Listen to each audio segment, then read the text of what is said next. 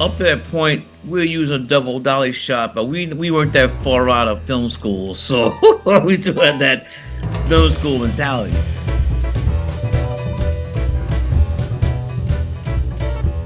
There's so many wonderful shots. I'm trying to think of one. Do the right thing. The thing I remember is that when Mookie threw the garbage can through the window, it took like 4 or 5 takes, and the garbage can was not breaking the window.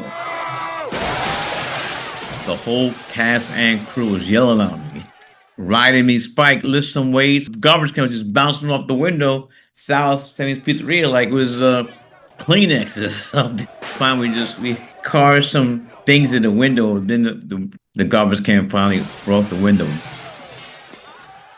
It was embarrassing. It is hard to have the same look. The film takes place over one day, but you're shooting over 8 weeks. It's not just myself. It's not just Ernest Dickerson. It's Win Thomas, who's the production designer.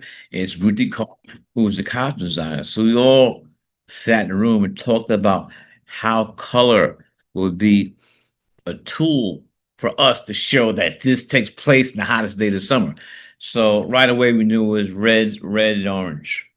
Whereas a long shot, we put a butane lighter underneath the lens so you can see like the wavy stuff, the heat wave. So we had to utilize all our skills, which weren't, I mean, we were just only like a third film in, but we learned it as we went along. What's funny is that anytime it gets hot here in New York, people say it's do the right thing hot. Over the years, I've developed a signature shot. Now, I wasn't the first to make it up, and I call it the double dolly shot.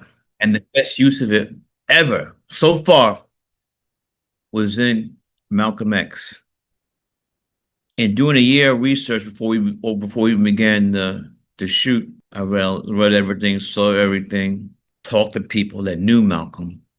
And the thing that struck me is that more than one person said they felt Malcolm X knew he was going to assassination. Now, again, in consultation with my brother, Ernest Dickerson, the DP. And so up to that point, we were using a double dolly shot, but we weren't that far out of film school. So we still had that film school mentality. But then we matured and we said that we use this shot. It just can't be showing off. It has to move the story forward. So right then and there, Ernest and I knew this is where we had to have the double dolly shot. And on top of that, we sent that double dolly shot over the roof was a song I chose. Sam Cooke's "The Change's Gonna Come." That song on top of the double dolly shot, that shot is deep, especially to me and Ernest, we felt that. Still feel that when we see it.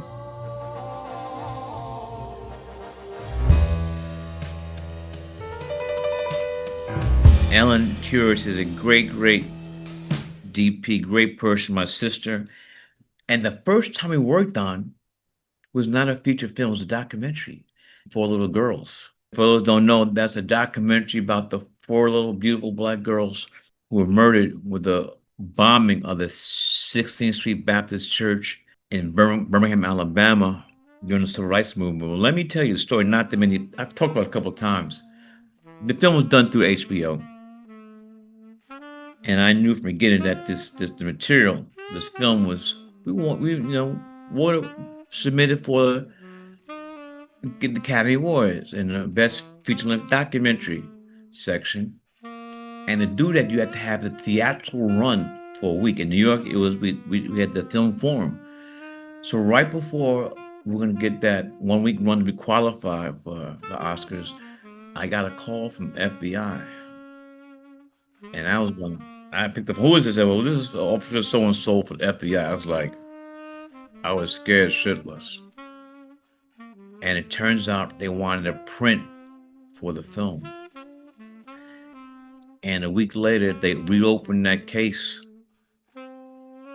and charged 2 racist murderers. Jacob, who was not a friend of the FBI of the Civil Rights Movement, Black folks, they knew who the guy was. They knew who that motherfucker was. His nickname was Dynamite Bob. his nickname, and he was proud to tell people. And for me, that's one of the most proudest things that it's not something I talk about a lot. But they reopened the case, and what some people have been walking around for years, put them back in prison. Not back in prison, but back in prison many, many years later. The bombing was 1963. But what I wanted to do with that film, this documentary about by talking to the parents who lost their child, who lost their daughter, relatives, friends that lost, who were among these four little girls. My mindset was do a documentary, talk to these people, these friends, relatives, mothers, fathers. What were their children who were murdered in a church? Who might they become? For me, I don't have a preference between documentaries and narrative films. For me, it's storytelling. It's many ways to tell a story. So I don't feel like I'm handcuffed. I mean, my hands are free. Just tell the story, tell the story, tell the story.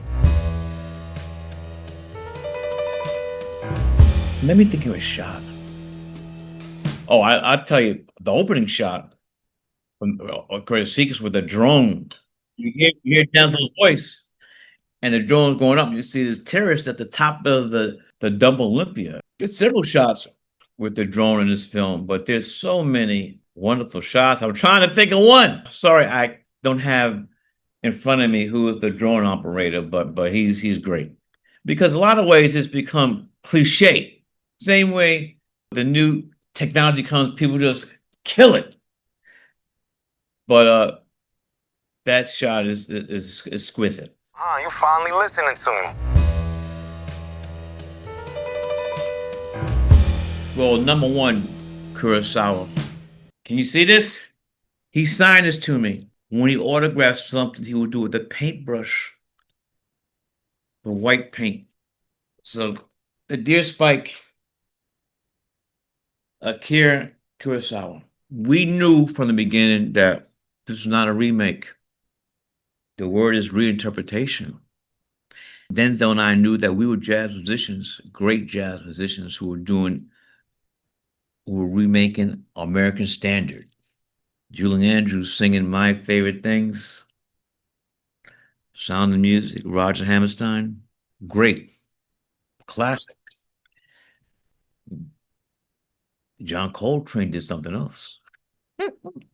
So you have a tradition of great jazz musicians taking American classics with complete respect for the original. But we flip it. We put that, as I might say, we put that thang on it. So that was the approach that the great Denzel Washington took for this classic, High and Low, a cinematic classic. One of the greatest directors ever. Also, I knew a way to help this would be it cannot be the same title. So I came up with highest to lowest. And then highest to lowest. It's not T.O. You know where that comes from? Prince. So if you look at the lyrics of his, he's gonna flip it. So that was homage to Prince in the title also.